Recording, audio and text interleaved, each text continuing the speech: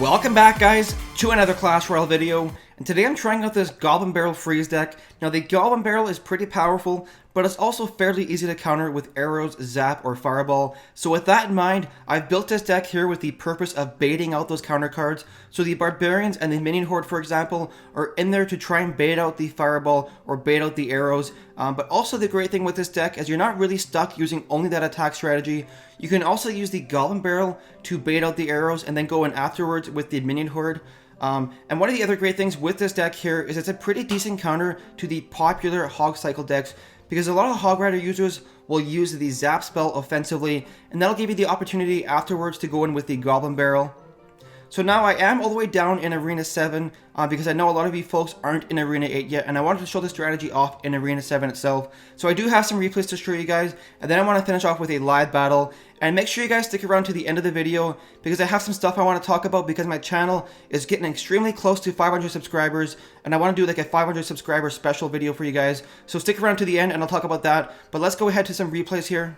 So here we are, guys, with the first replay. Now my opponent here is using the P.E.K.K.A. double print strategy, and I've noticed something recently is that almost everybody I face is either using the P.E.K.K.A. double prints, the HOG cycled strategy, or the Royal Giant strategy. There's really no more unique decks anymore. Everybody's using the same strategies. So I want to hear from you guys. Are you noticing the same thing? Are you facing the same strategies? Or also, if you're using a unique strategy and if it's working for you, please let me know in the comments below, because I'm really interested to hear what kind of decks are working for you guys. But right here, he's going to try and go in with the double prince combo, and I'm going to counter it pretty well with the cannon as well as those goblins.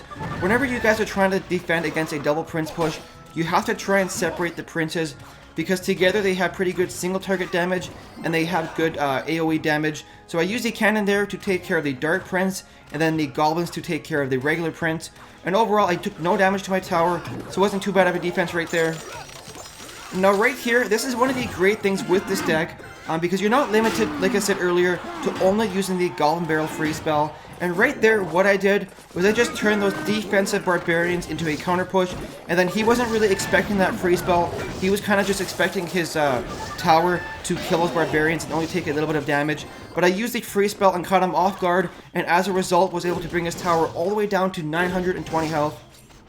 And then right here, his tower is locked onto my baby dragon, allowing those goblins to do some pretty crazy damage, bringing the tower all the way down to 73 health. And now all I need is a arrows or a Goblin Barrel to take that tower out. I was thinking about using the arrows there, but I decided afterwards to use the Goblin Barrel, because not only will they kill the tower, they'll hopefully go on and do some damage to that elixir pump as well.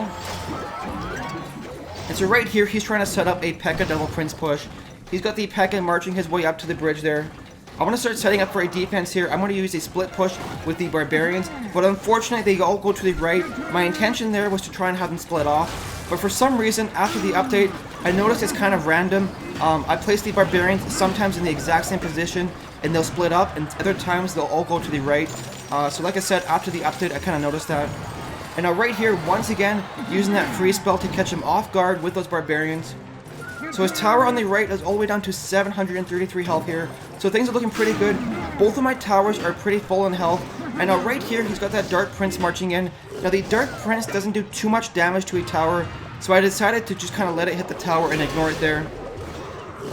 Now right there, I threw in the Goblin Barrel, but of course he does have the Zap spell ready. I wasn't really intending to do too much damage to his tower.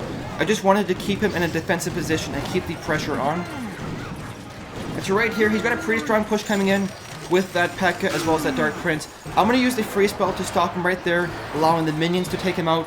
And then I'm going to follow it up with the arrows to take out all those minions. And at this point in the battle, guys, 2 seconds left, I do get the 1 crown victory.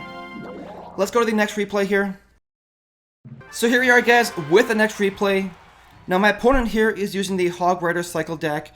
So this is going to be a pretty good example as to how this strategy can counter the HOG Rider decks. Now for the first 2 minutes or so of this battle, this was kind of a stalemate. Both of us were going back and forth, but not really doing too much damage to the other person's tower. Right here, I'm going to start setting up a split push with those barbarians. It's early in the battle. I don't know if he has a fireball yet in his deck, so I don't want to place all the barbarians together. Now I kind of make a mistake here. I go in with the Goblin Barrel and the freeze combo, but of course he did have the Zap spell ready to take out my goblins, and as a result I wasted that free spell there and wasted 4 elixir. But the good side to all of that is he wasted his Zap spell on defense and he didn't have it to support his Hog Rider, and as a result, he didn't do too much damage to my tower here. Now at this point in the battle, he does have the elixir lead. He's sitting at 10 elixir, I'm sitting at 6, and he has 2 pumps down. So right here, I'm going to start setting up a push on the left-hand side with that baby dragon. And watch what I do next, guys. One of these strategies with the Goblin Barrel is you have to mix it up where you throw it, because you don't want to become too predictable.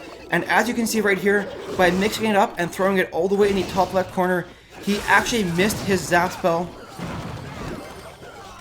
And as a result, those goblins were able to kill that elixir pump, and he was also forced to use the cannon behind his tower. So overall, not too bad of a push right there. We are equal on elixir at this point.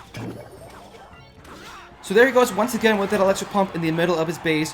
Whenever you're facing somebody that's using a pump, guys, you have to try and punish them for placing down a pump. If you allow them to get multiple pumps up, later on in the battle, they are going to be able to overwhelm you with all of that elixir. And now right here, I don't really have a good pushing hand, so I'm going to go ahead and place down the cannon right in the middle of my base.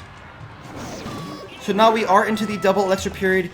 He's going to try and go in with the Hog Rider Goblin push. I'm going to use that cannon as well as some goblins to take it out. And right here, I've got a pretty solid push going on. I have some barbarians going in. I'm going to throw in the Goblin Barrel behind those barbarians. And all it really did was force him to spend elixir killing the goblins, allowing my barbarians to do some damage.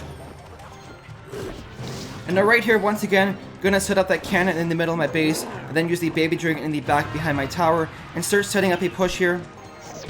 Now watch what he does right here, guys. I'm gonna use the barbarians to take out that Hog Rider, and take a look at his hand right here. He does not have the zap spell in his hand right here, so he uses the minions to counter my Goblin Barrel, but of course I do have the free spell ready, and as a result, look at all the damage I did to that tower. His tower is all the way down to 150 health. All I need is 2 sets of arrows to take it out. So at this point in the battle, we're going into overtime. All I have to do is defend for the next couple of seconds and cycle through to my next set of arrows. So right here, these goblins will take out those barbarians, and I do have the arrows ready. So that will take out the tower and give me the 1 crown victory. Let's go ahead and do a live battle here. So here we go, guys. Now my opponent is level 8, so I do have the level advantage here. Now I don't really have the greatest starting cannon. I'm going to use the cannon as well as some goblins to take it out. He probably has a zap spell ready. He does. Now the zap spell is out of his rotation, but I don't know if he has another spell in his deck. He might have the arrows or the fireball as well. So I'm going to set up a slow push here with the baby dragon in the back. And then when the baby dragon makes his way to the tower, I'm going to use the Goblin Barrel. So there we go, Goblin Barrel's going in. Have the free spell ready. What does he have? He has the fireball. So that's not too bad, because now that the fireball is out of his deck, I can try and go in with the barbarians. But I don't want to play too aggressively. Gonna use the barbs here. He might try and do a cycle with the Hog Rider. He has a cannon. I'm not going to support those barbarians with anything. I was thinking about throwing in the minion horde as well, but I wanted to play it safe and just get set up for his next Hog Rider attack. So he's going to go in with the spear goblins on the right. I'm going to use the minions, or sorry, the goblins in the back there with the baby dragon up front. He has the lightning spell, which I was totally not predicting. And as a result, he's probably low on elixir.